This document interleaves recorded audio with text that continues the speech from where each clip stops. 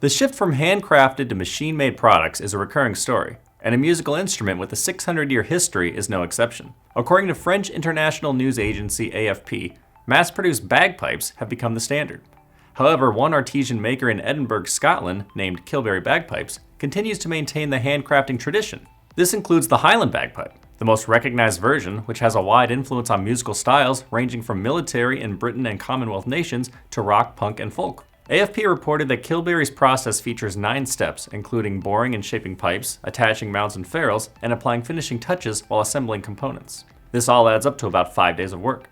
Additionally, the company's craftsmen work on multiple bagpipes simultaneously and must dedicate extra attention to ensure each instrument sounds the same. Apprentice Rory Black claimed that their bagpipes offer a, quote, distinct sound, and each has a unique appearance which appeals to customers worldwide.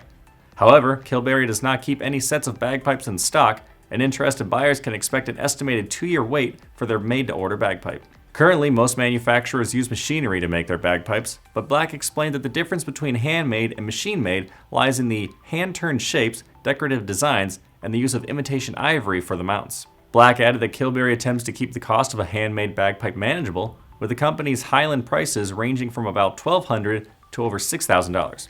Comparatively, the starting price for a Highland at US-based Gibson bagpipes is approximately $1,150. I'm Nolan Beilstein, this is Manufacturing Now.